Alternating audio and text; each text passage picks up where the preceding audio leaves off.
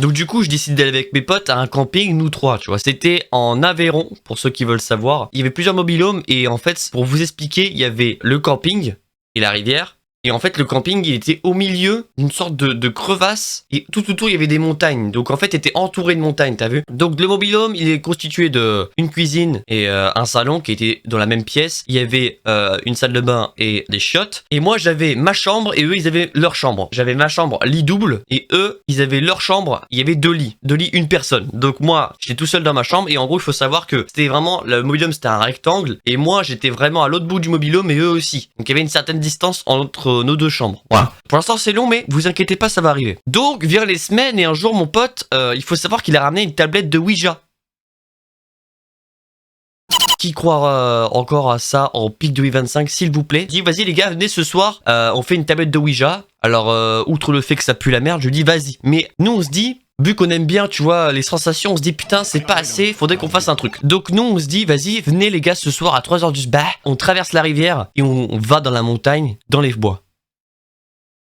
Du coup, ce qu'on fait, c'est qu'on s'équipe, bottes, sac à dos, lampe torche. Donc là, on sort du mobilhome, on ferme à clé, on fait un petit trajet pour arriver jusqu'à la rivière, on change nos chaussures, on met nos bottes, on traverse. Elle fait au moins la rivière de largeur, elle doit faire 8 mètres. Et là, on est devant la montagne, une grande forêt. Et en fait, quand on a traversé, il y avait un chemin, tu vois, pour traverser la montagne. Donc ce qu'on fait, c'est qu'on emprunte le chemin. Il était 3h du matin, dans tout le camping, la seule lumière allumée, c'était notre mobilhome. On fouille la forêt. Il s'est rien passé, vraiment il s'est rien passé. Bah ce qu'on fait du coup c'est qu'on part visiblement parce qu'en fait on se fait chier le cul quoi.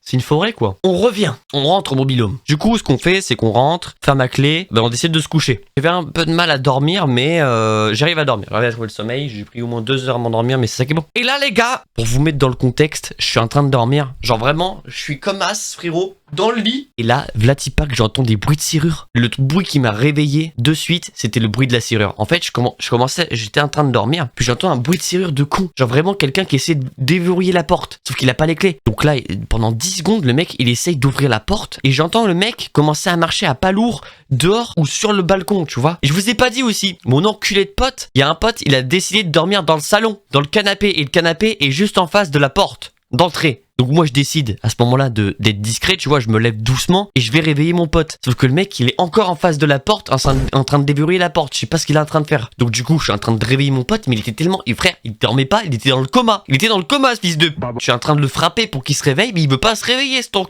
Et là il comprend de suite ce qui se passe. Parce qu'il voit, il entend la serrure, il entend le mec, il se munit un couteau qu'il y a dans la cuisine. C'est mon autre pote qui sort de la chambre, on va dans ma chambre, on se blottit sous la couette et on attend.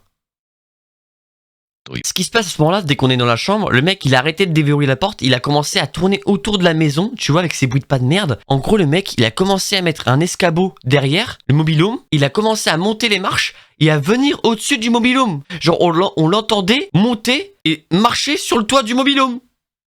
Genre le mec, il était au-dessus du mobilhome et il marchait pour trouver une entrée. Le mec était tellement déter à entrer dans ce putain de mobilhome. C'est une dinguerie gros. Du coup on appelle le gérant du mobilhome pour qu'il vienne nous aider, tu vois. Toque à la porte, on ouvre. On lui explique ce qui s'est passé dans les montres détails comme je lui ai expliqué. Et après moult réflexion il me fait ouais c'est un écureuil. Mais tu veux que je te baisse? Le mec il a fait ouais mais en fait vous savez les bruits de pas que vous avez entendu au-dessus du mobilhome. En fait les gars non c'est des écureuils. C'est en fait on tape avec la balle et tout. Vous allez voir ça fait le même bruit. Ça va pas du tout fait le même bruit. Mais c'est des écureuils. Donc on lui explique, on lui dit monsieur on entendait des bruits de pas sur le balcon et le mec a essayé de crocheter la serrure. Il a fait non mais c'est un écureuil.